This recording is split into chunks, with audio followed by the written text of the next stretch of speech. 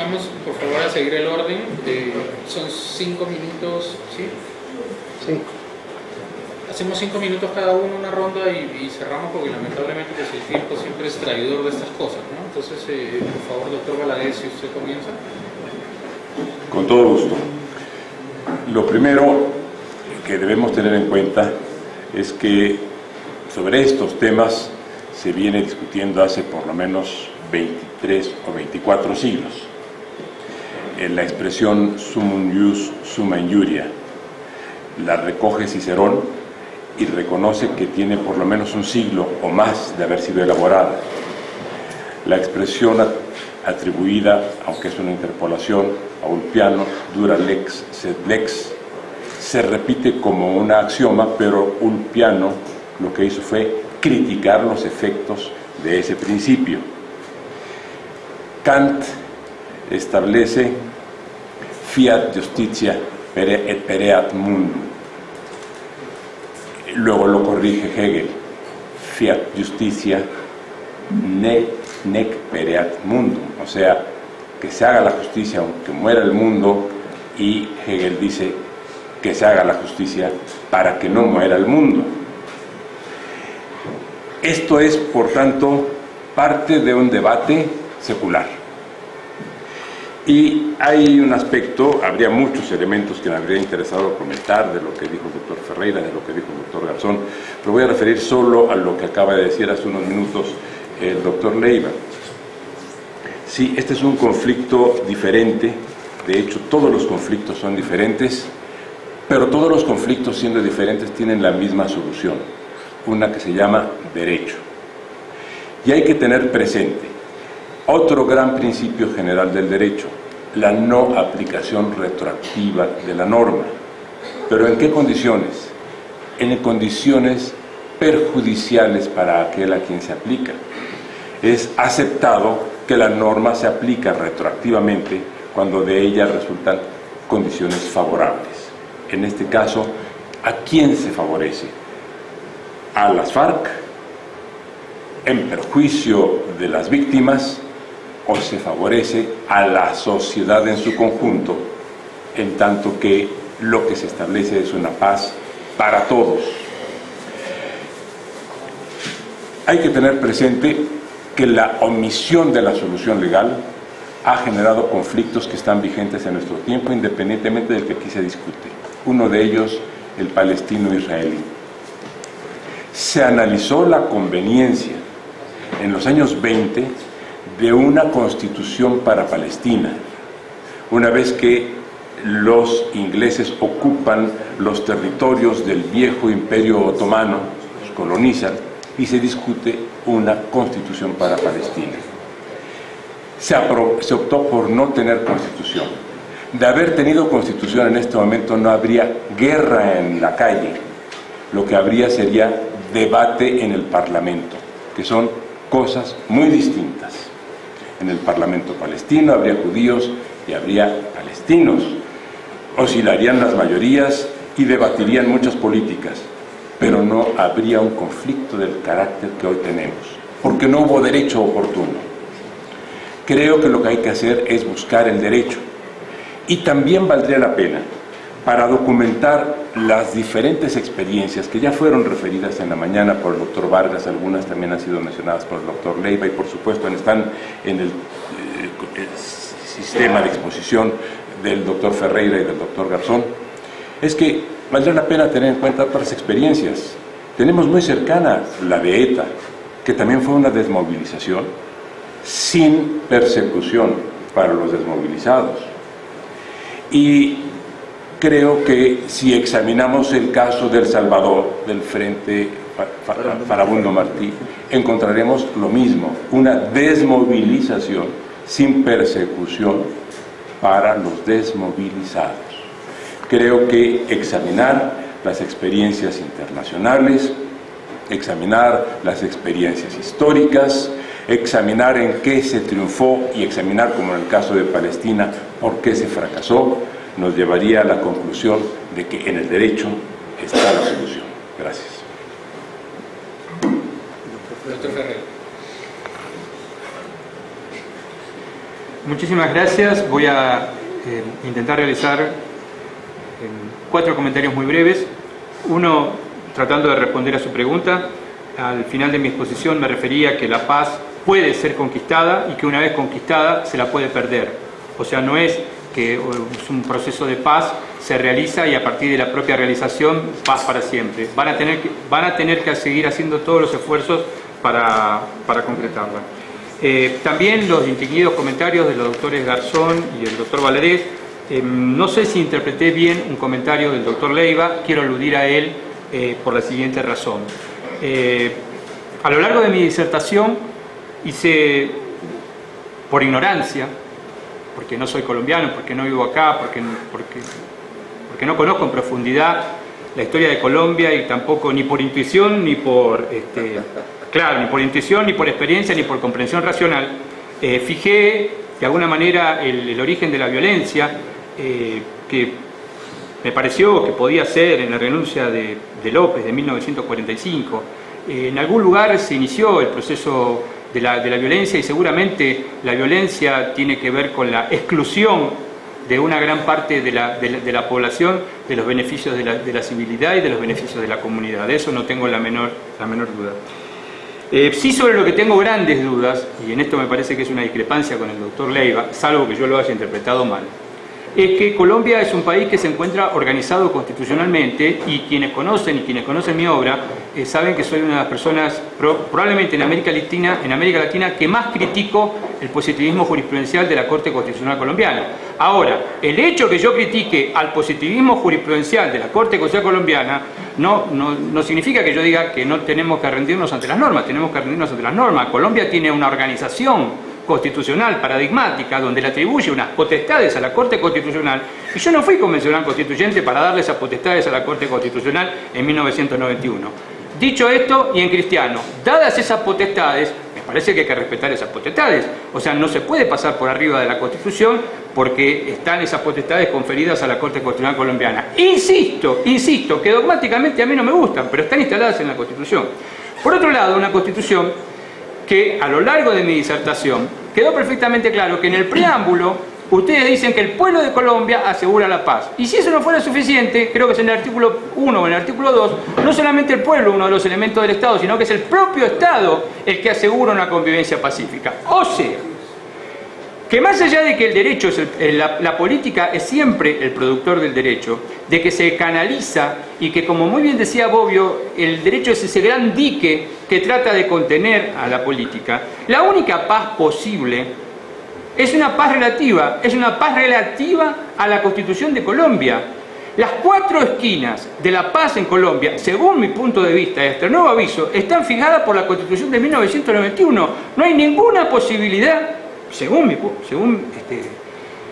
mi entender, de que pueda concretarse un acuerdo de paz fuera de la letra de la Constitución colombiana.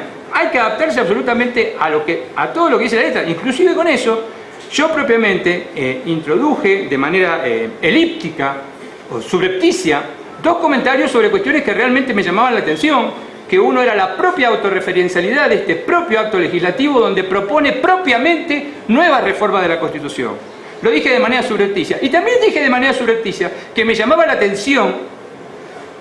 poderosamente la atención el hecho de que se pudieran improbar solamente estos proyectos. Lo que no dije de manera subrepticia, lo dije de manera explícita, es que estoy adherido firmemente al proceso de paz y que quiero realmente que se consolide, se desarrolle, que conquisten la paz, pero dentro de las esquinas, porque creo que la única paz organizada es la que permite la ordenación constitucional colombiana de 1991 hasta nuevo aviso. Solamente un comentario respecto a lo que dijo mi ilustre amigo, el doctor Garzón. Yo tengo dudas, por suerte no soy penalista, si hay algún penalista acá, que levante la mano. Yo tengo dudas realmente, y lo comentaba recién con Diego, de que estemos en presencia del principio de oportunidad. Esto no es una cuestión menor, porque esto se va a debatir, porque una de las cuestiones medulares del acuerdo como bien se dijo acá, más allá de que lo blinden, que puedan blindar todo lo que quieran en La Habana, Colombia está en el mundo y Colombia va a estar sometida a lo que va a ocurrir en el mundo. Más allá de que tratemos de enfatizar, de desarrollar los márgenes de apreciación estatal, Colombia está en el mundo hasta nuevo aviso, entonces no la vamos a poder sacar del mundo por los acuerdos que se firmen en La Habana. O sea, tenemos que estar pendientes de que lo que nos van a decir desde otros lugares, de Argentina, de México, de la Corte Interamericana, de Roma, en fin, una serie de lugares. A mí me parece que esto no es una aplicación del principio de oportunidad. Esto es una cuestión dogmático-penal, pero que tiene profundas implicancias. Me parece que todo esto se desenvuelve dentro del principio de legalidad y creo que estamos en presencia de una nueva fundamentación y medición de la responsabilidad penal. Dicho en cristiano, sería una nueva causa de exculpación parcial. Finalmente, yo cuando escucho la palabra justicia me pongo nervioso, porque creo que la justicia, como la felicidad, no existe, y lo que existe son estándares claros, absolutamente relativos. Entonces, de manera mucho más amorosa, yo preferiría referirme a la jurisdicción antes que a la justicia. No es el momento porque no lo vamos a aclarar, pero hay una enorme diferencia entre lo que es la jurisdicción y lo que es la justicia. Aunque las personas, los ciudadanos de a pie comúnmente, interpretan que la justicia es lo mismo que la jurisdicción. No, no es lo mismo. La jurisdicción es un derecho que se encuentra preestablecido. He visto con sumo agrado solamente el comunicado 60, porque yo no he tenido acceso, no sé lo que se está elaborando desde hace tanto tiempo en La Habana, pero de todo lo que he visto, hay algo que realmente me llama mucho la atención y creo que es un punto para apoyar, que sería no cerrar, no la justicia, la jurisdicción que están imaginando, porque una porción importante de la resolución del desarrollo de la paz es a través de esa jurisdicción, con colegas extranjeros. Eso me parece una novedad, más allá de que le marquen una minoría, estaría tomando dogmáticamente situaciones que se han dado en otro lugar del mundo. Finalmente, también coincido con el profesor Valadez, cada conflicto está individuado en su propia individualidad y requiere la individuación de su propia solución. Colombianos tienen que trabajar ahora en esto, y que ojalá se pueda concretar antes o después. Los procesos uno los va leyendo y es muy difícil seguir el día a día de este proceso de paz, sobre todo cuando está a tantos kilómetros de distancia. Mi única referencia para concluir fue específicamente al marco del proyecto de acto legislativo y no fui más allá, porque lo único que puedo opinar, y hasta ahí, es sobre derecho constitucional. Muchas gracias.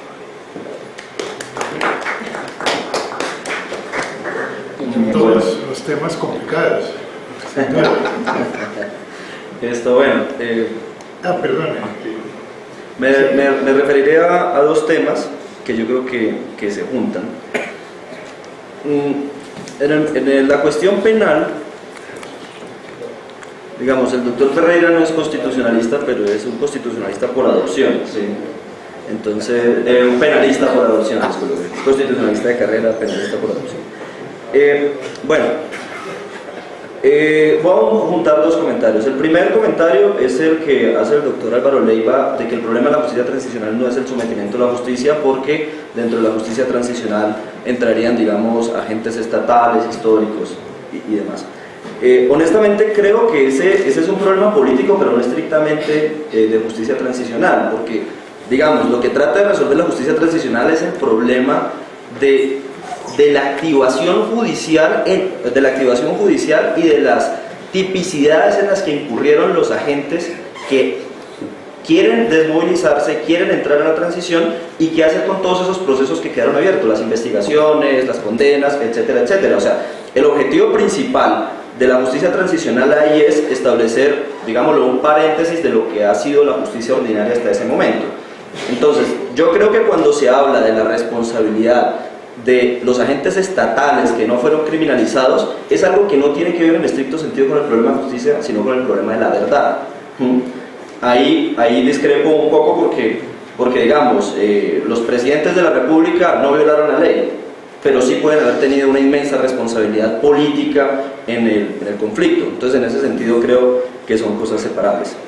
En el mismo sentido, respecto a la afirmación que hace el doctor Ferreira de que no habría principio de oportunidad sino una causal de exclusión de responsabilidad, lo sería solamente si violamos ahí sí el principio de legalidad, ¿sí? Porque si yo tengo una persona que ha realizado una conducta definida como criminal y luego en el marco de la justicia transicional yo digo, bueno, esto que era delito no es delito, pues ahí sí estoy violando el principio de legalidad y ahí sí creo que me meto en problemas del núcleo duro del derecho penal. Por el contrario, yo creo que reconocemos que es delito, que era delito cuando se cometió, que se procesó, pero no lo vamos a perseguir por razones que políticamente se consideran importantes en el seno de la operación del derecho penal, pues yo creo que ahí no habría ningún problema.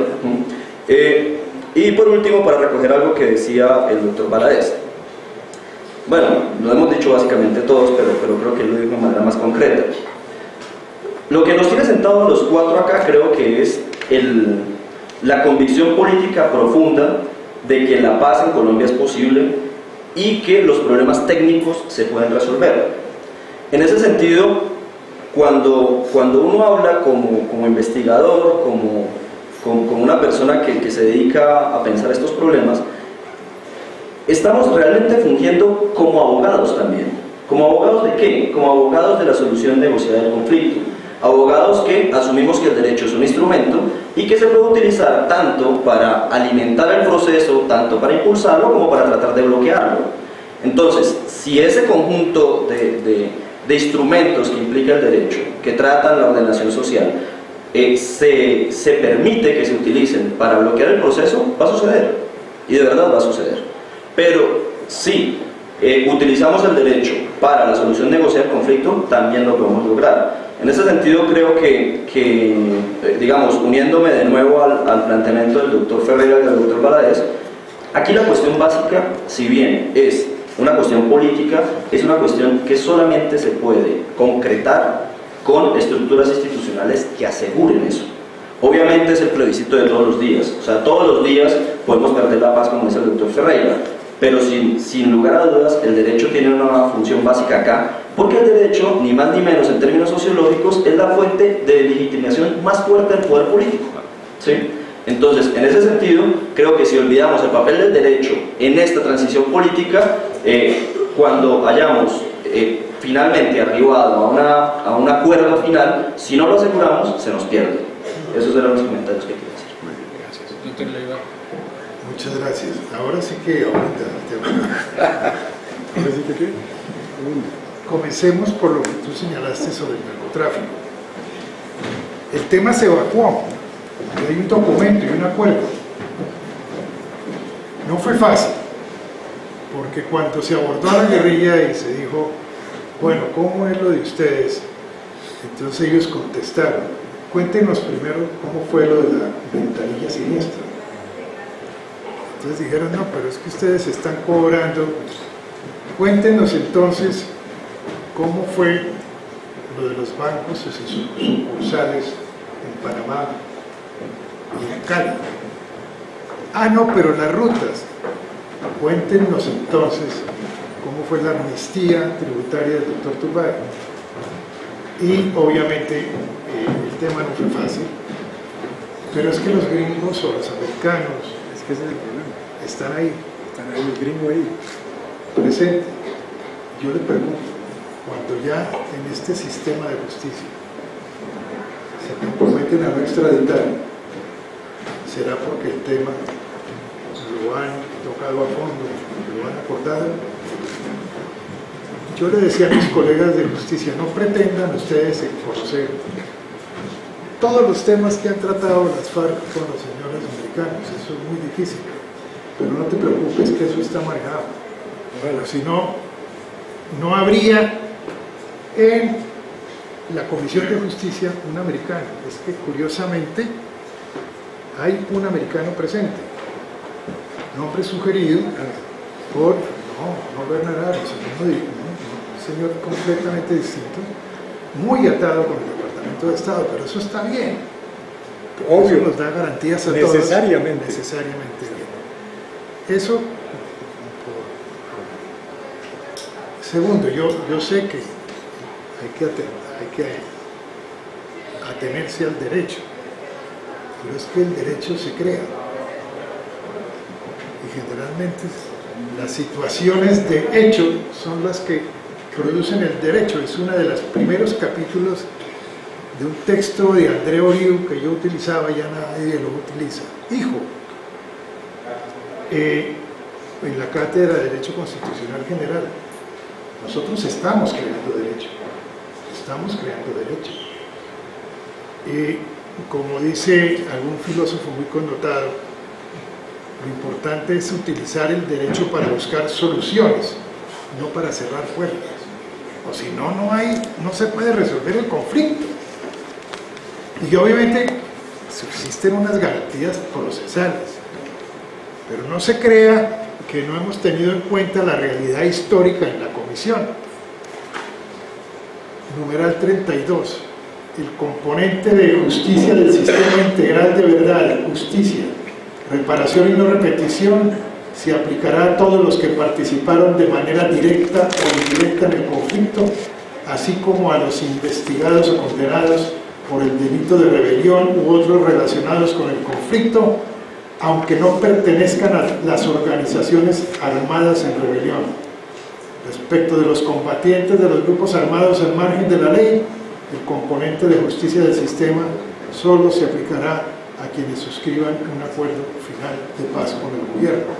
Pero aquí están todos. Y se va a conocer de todo. 48, letra B. La Sala de Reconocimiento de Verdad y Responsabilidad y de Determinación de los Hechos tendrá las siguientes funciones. Sala diferente a la Comisión de la Verdad, que no tiene dientes jurisdiccionales. Pero aquí en la otra sala, sí va a haber la verdad judicial, distinta a la verdad factual, personal y a la verdad social. Y por eso dice que es competencia de la sala de reconocimiento recibir los informes que le presentarán la Fiscalía, los órganos de justicia penal militar, la Comisión de Acusaciones de la Cámara de Representantes o el órgano que la reemplace, la Procuraduría General de la Nación, la Contraloría y cualquiera otra jurisdicción que opere en Colombia sobre todas las investigaciones en curso relativas a las conductas cometidas con ocasión del conflicto armado, incluidas las que ya hayan llegado a juicio o concluidas por la Procuraduría o la Contraloría y además por cualquiera otra jurisdicción.